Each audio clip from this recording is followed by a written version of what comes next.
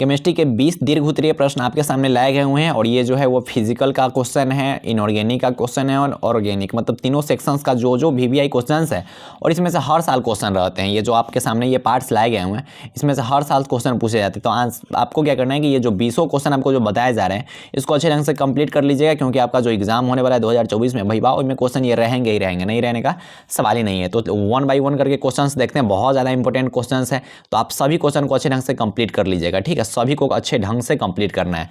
चलिए स्टार्ट करते हैं। जो सबसे पहला क्वेश्चन है वो क्या है कि प्रथम कोटि के अभिक्रिया के लिए गति स्थिरांक का व्यंजक प्राप्त करिए। बहुत ज़्यादा इंपॉर्टेंट क्वेश्चन है, ठीक है। ये फर्स्ट ऑर्डर रिएक्शन का क्वेश्चन है और ये इंपॉर्टेंट क्वेश्चन है, बहुत बार पूछा गया हुआ क्वेश्चन है। सेकेंड जो क्वेश्चन है वो क्या है भैया, क्वथनांक के उन्नयन से आप क्या समझते हैं। ये भी बहुत ज़्यादा इंपॉर्टेंट क्वेश्चन है, ये बहुत बार पूछा गया हुआ। और हिमांग के अवनमन, ये भी बहुत बार पूछा गया हुआ है। तो ऐसे जितने भी क्वेश्चन यहाँ पे लाए गए हैं वो सभी इंपॉर्टेंट क्वेश्चन है और बहुत ज़्यादा इंपॉर्टेंट क्वेश्चन। तो आपको क्या करना है कि सभी क्वेश्चन को अच्छे ढंग से कंप्लीट करना है। उसके बाद थर्ड क्वेश्चन क्या भैया, कृत्रिम मधुरक के बारे में आप देख लीजिएगा कि कृत्रिम मधुरक क्या होता है और उदाहरण उसका दीजिए कि कृत्रिम मधुरक का उदाहरण कुछ आप दे सकते हैं तो आप वहाँ पे उदाहरण देके बताइए, ठीक। तो थर्ड क्वेश्चन क्या भैया कि कृत्रिम मधुरक क्या है, तो ये क्वेश्चन आप अच्छे ढंग से देख लीजिएगा, ठीक भैया, हम देख लेंगे। उसके बाद चौथा क्वेश्चन है कि अभिक्रिया की कोटि को परिभाषित करें। इससे भी क्वेश्चन पूछे जाते हैं, बहुत बार क्वेश्चन पूछा गया हुआ कि अभिक्रिया की कोटि को परिभाषित करें। तो ये जो क्वेश्चन है वो भी बहुत ज़्यादा इंपॉर्टेंट क्वेश्चन है, ठीक है। ठीक है भैया, अगला क्वेश्चन बताइए। अब देखो ये अब आ गए भैया कहाँ पे, इनऑर्गेनिक में। इनऑर्गेनिक में अयस्क से क्वेश्चन पूछता है कि कॉपर का मुख्य अयस्क बताइए, जिंक ब्लेड का मुख्य अयस्क का निष्कर्षण कैसे किया जाता है और एल्युमिनियम का कैसे किया जाता है, ठीक है। तो आप ये 5वां जो क्वेश्चन है वो अच्छे ढंग से देख लीजिएगा, क्योंकि बहुत ज़्यादा इंपॉर्टेंट क्वेश्चन है, ठीक है। और इसको अच्छे ढंग से कंप्लीट कर लेना है भैया। क्या भैया कि अभी कॉपर का अयस्क बताइए, ठीक है, और उसको निष्कर्षण कैसे किया जाता है, ठीक। जिंक ब्लेड का अयस्क से जस्ता धातु का निष्कर्षण कैसे किया जाता है और एल्युमिनियम, ठीक है, एल्युमिनियम का निष्कर्षण बॉक्साइट से कैसे किया जाता है, ये भी क्वेश्चन आप अच्छे ढंग से देख लीजिएगा। उसके बाद अगला क्वेश्चन क्या है भैया, छठा क्वेश्चन है जो कि ऑर्गेनिक केमिस्ट्री का क्वेश्चन है भैया। ऑर्गेनिक केमिस्ट्री का क्वेश्चन है, क्या है क्वेश्चन कि कार्बोहाइड्रेट क्या है, ये भी आप अच्छे ढंग से देख लीजिएगा। ये 5 मार्क्स में पूछे गए हुए क्वेश्चन, ये 5 मार्क्स में एक बार पूछे गए हुए हैं कि कार्बोहाइड्रेट्स क्या है, इसका वर्गीकरण कैसे किया जाता है ना, इसका क्लासिफिकेशन कैसे कर सकते हैं, ये भी क्वेश्चन इंपॉर्टेंट है। उसके बाद ये जो क्वेश्चन है कि संपर्क विधि द्वारा सल्फ्यूरिक एसिड कैसे बनाया जाता है वो देख लीजिएगा, और हैबर प्रक्रिया द्वारा जो अमोनिया बनाया जाता है वो आप दोनों देख लीजिएगा। ये 5 मार्क्स के लिए ये भी बहुत ज़्यादा इंपॉर्टेंट क्वेश्चन है। हालांकि बहुआ ये क्वेश्चन पूछल गया क्वेश्चन सब है, ठीक है। ये सब क्वेश्चन बहुत ज़्यादा रिपीट होते थे। आपको क्या करना है कि इस सब क्वेश्चन को बिल्कुल भी स्किप नहीं करना है, थोड़ा भी स्किप नहीं करना है, क्योंकि बहुत बार ये क्वेश्चन सब रिपीट हो चुके हैं। अब देखिए 8वां क्वेश्चन पे आते हैं, क्या है, अभिक्रिया अमीनिया बोले कहाँ भैया, कहाँ बोल रहे हैं, अमोनिया से नाइट्रिक अम्ल के उत्पादन का सिद्धांत लिखिए, ठीक है। गंध कामल का कल्पन संपर्क के द्वारा कैसे किया जाता है वो बताइए, ठीक है।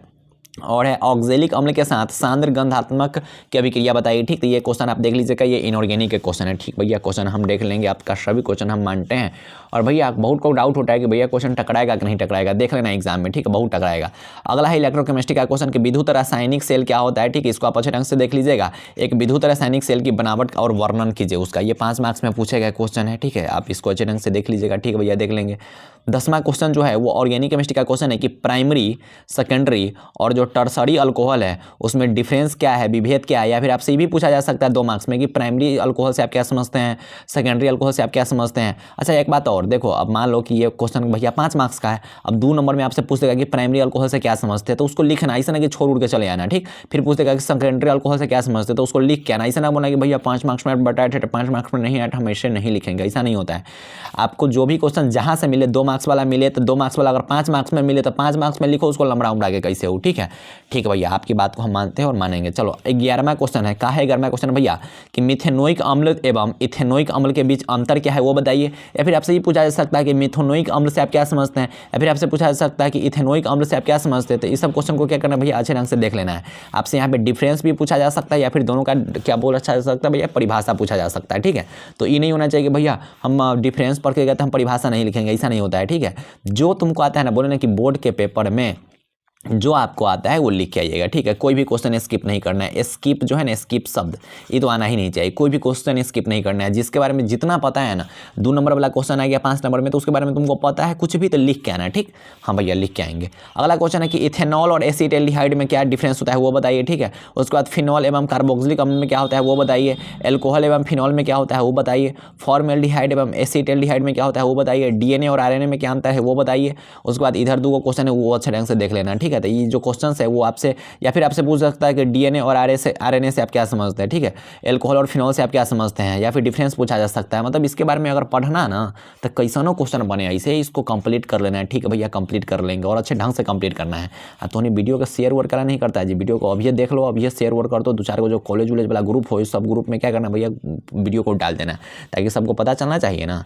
हाँ भैया, पता चलना चाहिए। कुछ बच्चा को यो डाउट होता है कि भैया 2023 वाला सच में टकराया था क्या? भाई अभी भी कम्युनिटी पोस्ट पे बहुत कुछ है, प्रूफ दे रहा हूँ, तो प्रूफ आप जाके देख सकते हैं कम्युनिटी पोस्ट पे, ठीक है भैया।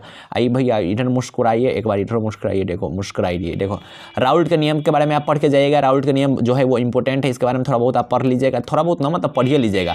अगला क्वेश्चन है कि वर्नर के उपसह संयोजक सिद्धांत को लिखे, ये भी क्वेश्चन है, इंपॉर्टेंट है। लिगेंड क्या होता है, ये सब ऑर्गेनिक केमिस्ट्री के क्वेश्चन है, ठीक है। ये ऑर्गेनिक केमिस्ट्री का है, लिगेंड क्या है, ये ऑर्गेनिक केमिस्ट्री के क्वेश्चन है, ठीक है। ऑर्गेनिक में भी आते हैं और ये इनऑर्गेनिक में भी कोऑर्डिनेशन कंपाउंड में आते हैं, तो इस क्वेश्चन को भी आप अच्छे ढंग से देख लीजिएगा।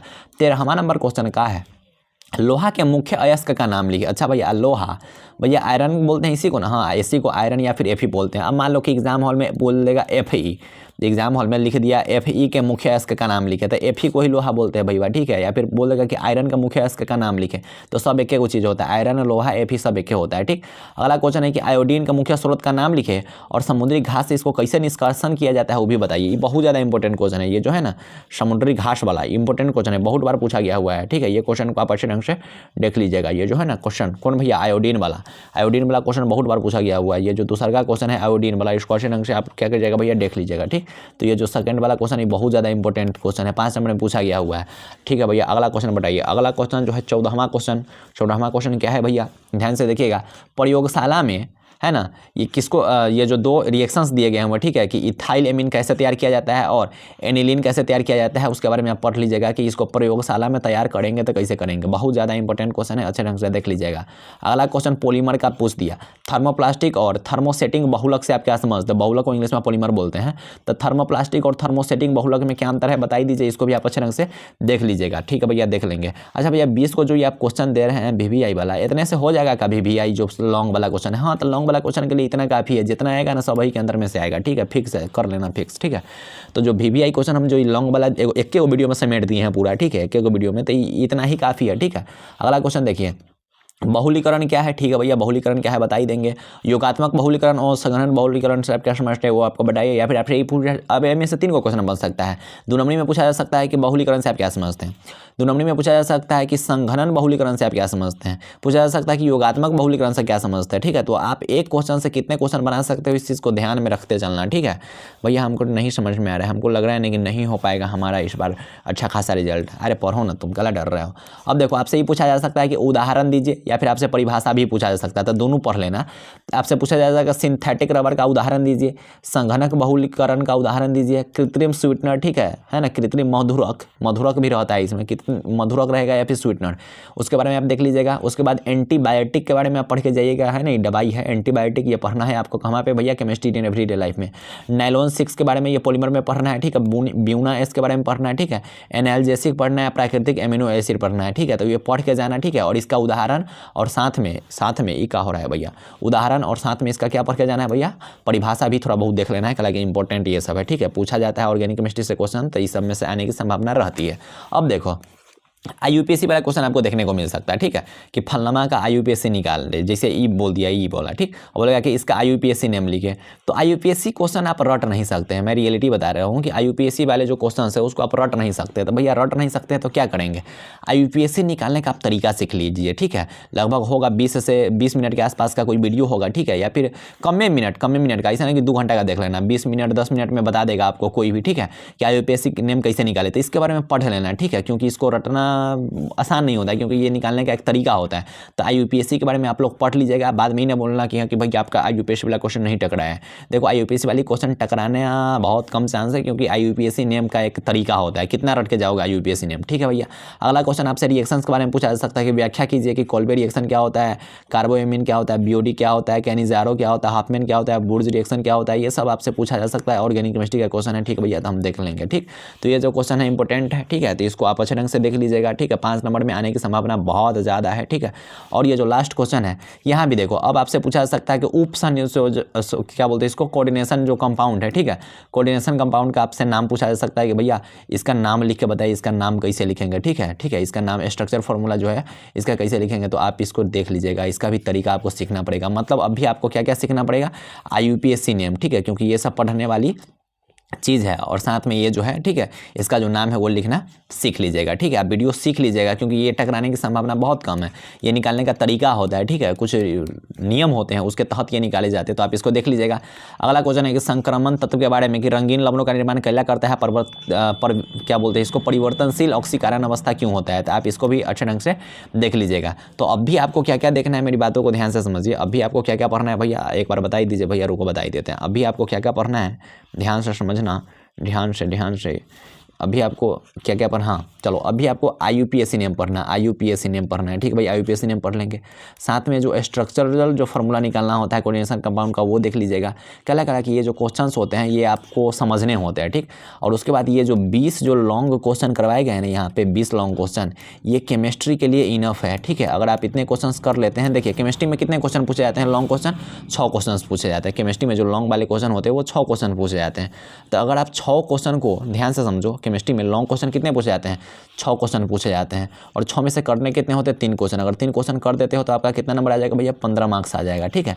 तो आपके सामने जितने भी क्वेश्चंस किए गए हैं इसमें से फिक्स है कि 4 से 5 क्वेश्चन हैं जो फिक्स है कि आपके बोर्ड एग्जाम में जो होगा ना, बोर्ड एग्जाम 2024 का बिहार बोर्ड का, उसमें फिक्स है कि रहेंगे ही रहेंगे। कितने भैया, 4 से 5 क्वेश्चन आप मिला लेना, ठीक है। तो आप इन सभी क्वेश्चन को अच्छे ढंग से कंप्लीट कर लीजिए, ठीक है। और रही बात 2 मार्क्स वाली की, तो 2 मार्क्स वाला मैंने लगभग फिजिकल का सब कुछ बता दिया है, ठीक है। इनऑर्गेनिक का और ऑर्गेनिक का जल्द ही वीडियो आ रहा है, ठीक है। तो आप इसको, ऑर्गेनिक का लगभग हो ही गया, ठीक है, ऑर्गेनिक का भी लगभग हो गया, तो आप इसको अच्छे ढंग से कंप्लीट कर लीजिएगा। तब तक के लिए क्या कहें भैया, आप लोग क्या कीजिए कि थोड़ा बहुत चैनल को सब्सक्राइब कीजिए, ठीक है। क्या करना है भैया, सब्सक्राइब करना है और साथ में शेयर कर देना है, ठीक है।